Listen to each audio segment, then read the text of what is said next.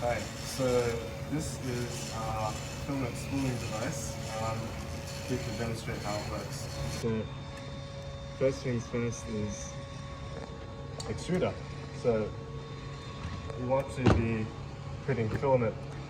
In this case, this is some sort of modified silicon ABS, so it's very stretchy. These are the pellets. They've been dehydrated so that there's no moisture in there, or very little. Then you feed them into this hopper over here, pellets inside.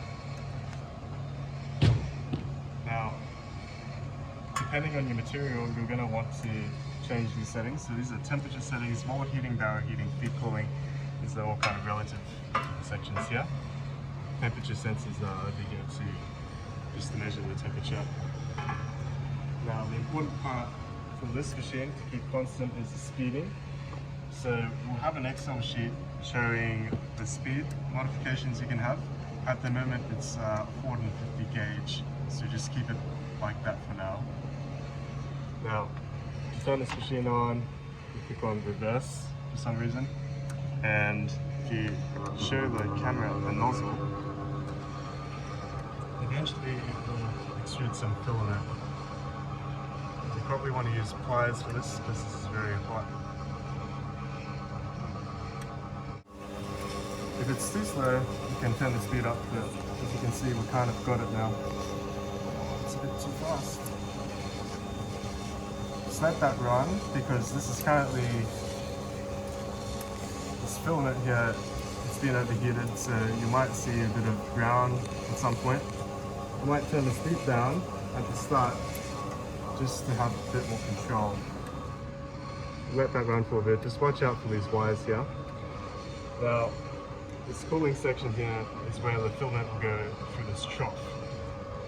At the moment, there are 3 axial fans, 2 centrifugal fans. They've been wired up to this box here, which are controlled by these switches here. Now, this is currently powered by this power supply here.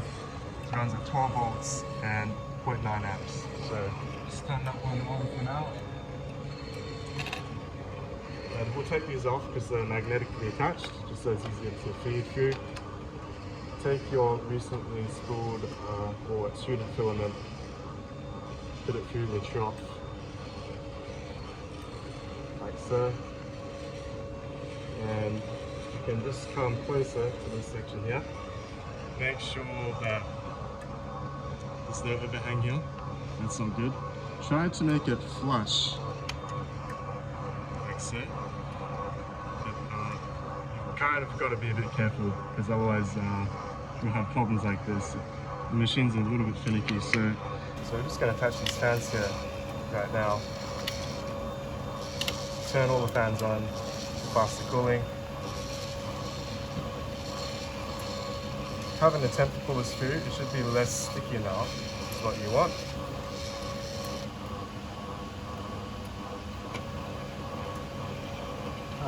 Machine turned off.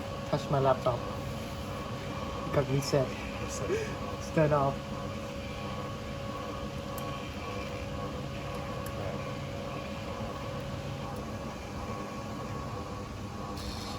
Okay. Sorry about that. The other sections here are controlled by an Arduino, 2 Arduinos, and it's powered by the laptop. So you want to make sure your laptop's on or have an alternate power supply for future groups. Have that cooling. Looks like it runs okay so far.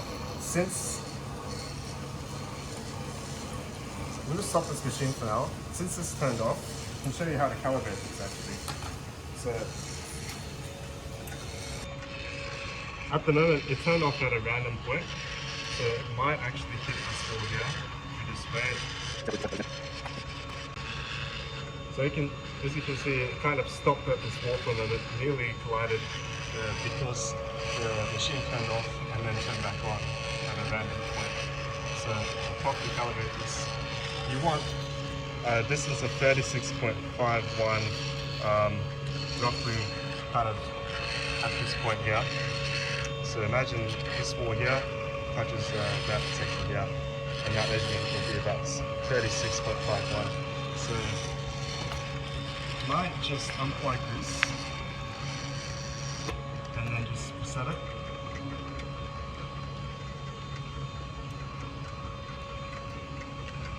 So 36.51, just remember, could be 36, a little low is fine. But this should allow perfect calibration there. Oh, that's good reset. Just reset. And then it should be okay. Okay, continuing on with the extrusion. We'll turn this machine back on. Now I set the speed to lower just to get the cooling section a bit easier. So turn this back up to 450 using the dial. This goes up by increments of 5. Okay, and then we'll start the machine again. Okay. Oh, yep. Thanks for reminding me. Okay. Move this one closer so it's flush. Now, I'm just going to cut this filament here since there's a lot of it. Use some sharp scissors as that's normally better.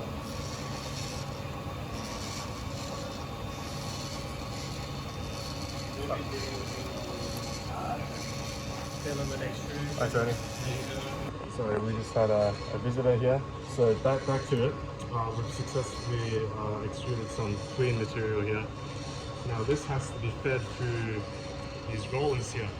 This will control the diameter depending on the speed of the rollers. So the faster the speed here, the smaller the diameter filament you'll have. So just feed like this. If you do it too fast, it might break the filament. So just hold it gently. It's a bit hot, but just hold it gently and just wait for it to adjust naturally. Okay. I think that is acceptable. Keep it like so. Make sure this is aligned right. The filament should be aligned when this little groove on the roller is perfectly here. If it's not aligned, it'll go off to the side slightly. So before it was around here, now it adjusted back here after moving this back and forth.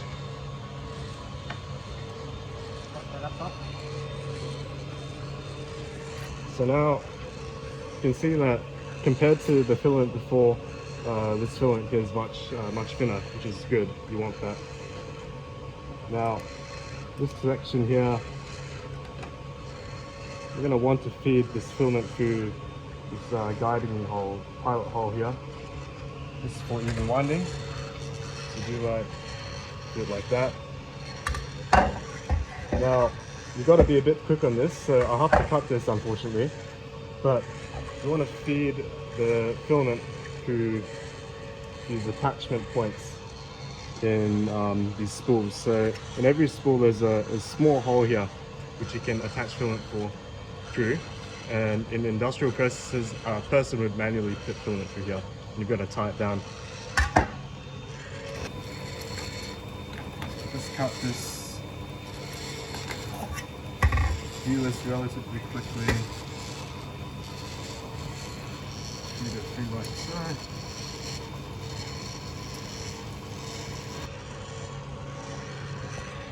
Okay. Now I'm going to put this here, and from this angle, it should be going this way, so anti-clockwise. Let this run for a bit, and eventually you'll find that the system will keep it evenly wound throughout.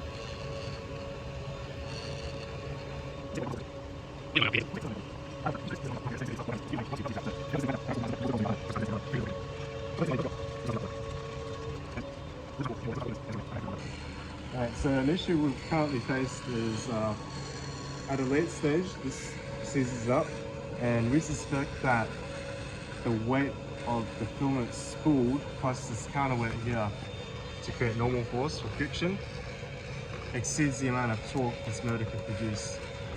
So this weight here is inserted in this hole. It weighs approximately 138 grams. So we took this weight off here and it's rolling smoothly again.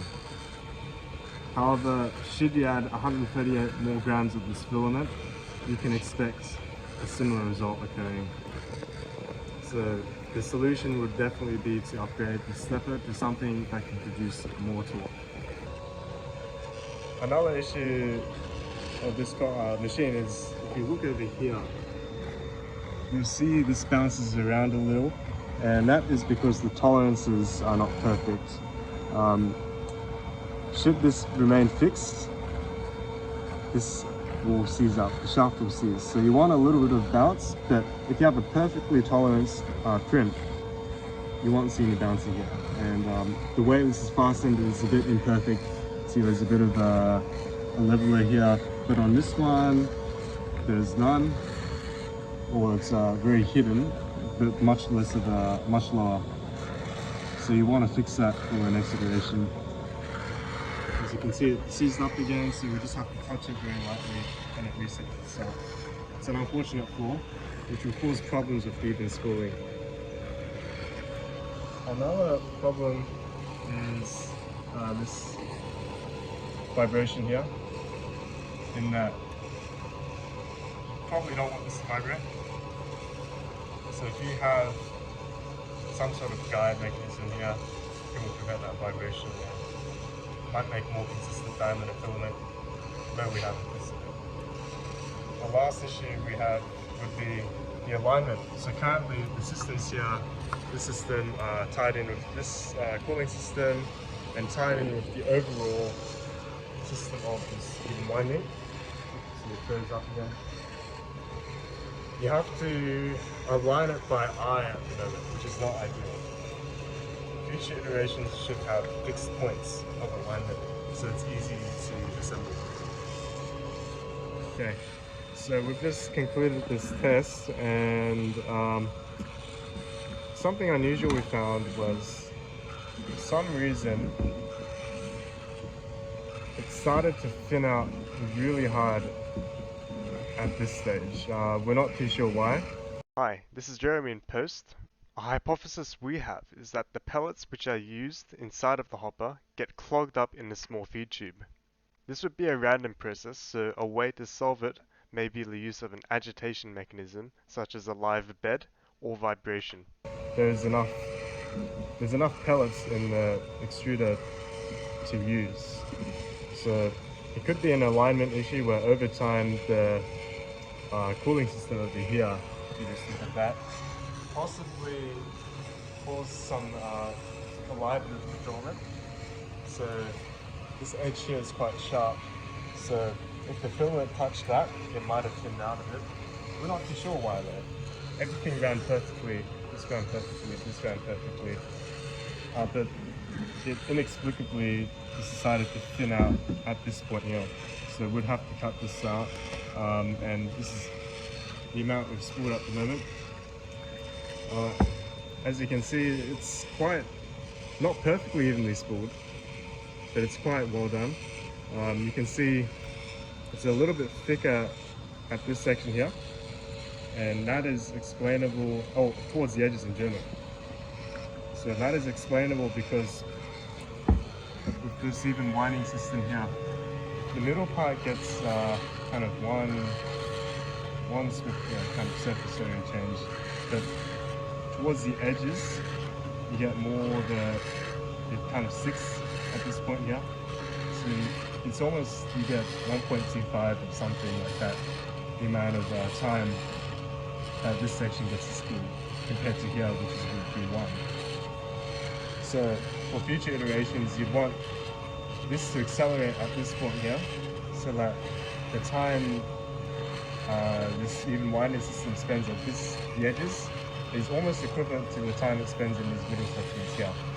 So an acceleration value would have to be figured out and programmed into the code. And one last thing is,